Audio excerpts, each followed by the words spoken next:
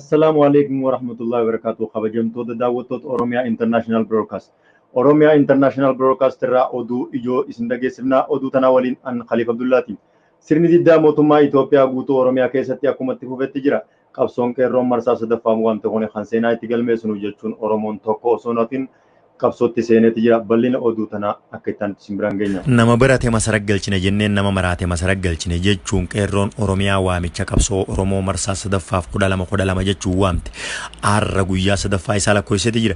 Akkuma beekamu mootummaan Itoophiyaa kan Koloneel Abiyyootoo kan Abiyyi Ahmadiin hoogganamu qaroo Oromoo ajjeesee hayyoota Oromoo erga mana hidhaatti darbee kan dhukkubsatellee wallaansa dhoorkuun olaantummaa seeraa kan cabsee fi waraana isaa kan seeraa fi safuu seeraa hin beekne biyya Oromiyaatti bobbaasee duguggaa sanyii Oromoota irratti kan labsee fi amma immoo qeerroo fi qarreen dhumnee dhabamna malee Oromiyaa warra soddaa keetitti hin galchitu. Siitu dhoo malee Oromoo fi Oromiyaan hin dhabamtu. Sii miti warri hanga funyaanii hidhatee uni kute. Atis guyyaan kee gee jechuun arrallee falmaa isaaniitti fufaniiti jiran. Falmaa kana ilaalchisuun miidhaan heddummaatullee manatti nu fixuufuu karoorfattee jirti. Teenyee du'a manatti hin eeggannu. Dafii Jawaar Mahammad dabalatee hayyoota keenya kan bilaashiite gannuu dhiisi. Nuti sodaa qawweetiis hin qabnu. Nuutu nama si godhe Oromoo du'araa fi jiruun addaan baaftee warra soddaa keetiis nu bobbaafte jechuun falmaa isaanii bifa of duuba hin deebinin arrallee qabsoo isaaniitti fufaniiti jiran.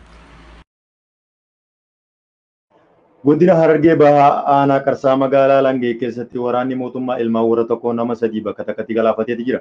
Bal'ina oduu tanaa ammas akkanatti isin qindeessine. Godina Harargee Bahaa aanaa Qarsaa magaalaa Langee ganda galee mirgaa keessatti guyyaa har'aa 13/12/2012 waraanni Abiyyi Ahmad ilmaan warra tokkoo nama sadii bakka takkatti wareeganiiti jiran.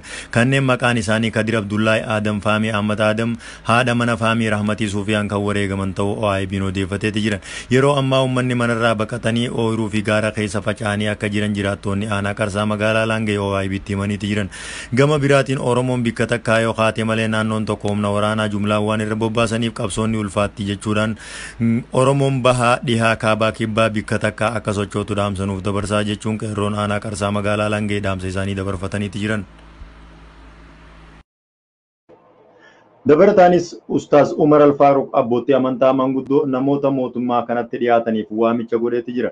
Waamicha Umar Alfaaruq akka itti aanu kanatti ni dhiyeessina.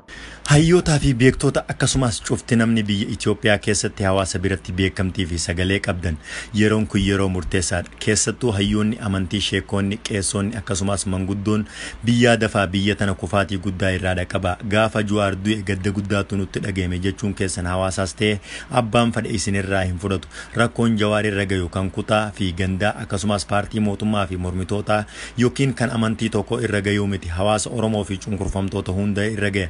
Rabbiin hin godhine akka carraa lubbuun isaa mana hidhaa sanatti baanaan biyyi keenya balaa keessaa bahuun ulfaatu keessatti kufti.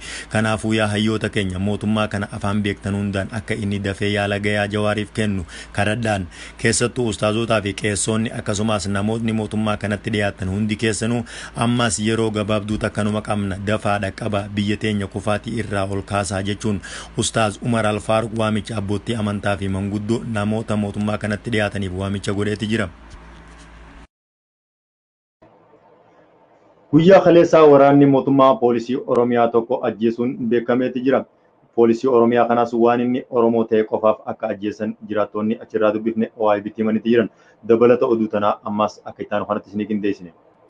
Guyyaa kaleessaa Arsiyaasaatti poolisii Oromiyaa dhalootaan nageellee Arsii kan ta'e maqaan isaa Badhaasoo Abdurmaan Amaan fira isaa bira dhaqee osoo deemuu waraanni Koloneel Abiyyi Ahmad karatti qabanii ID yookaan waraqaa eenyummaa isaa erga irraa fuudhanii yoo laalan mucaan poolisiidha.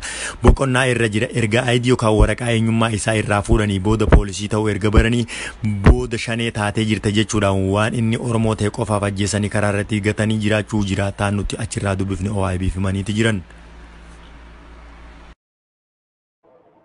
Dhumarratti mootummaan Jawaar Mahammad kadhannaa qeerroo nurraa dhaabii mana hidhaa keessatti dhaqanillee Jawaar Mahammad an du'eetiin as keessatti tortora malee qeerroo Oromootiin qabsoo Oromootirraa if duuba deebi'aa hin jiruun wabiin kiyya uummata Oromootii fi abukaattoo kiyya jechuudhaan waamicha isaan kadhannaa isaan dhaqaniif jalaa dideeti jira.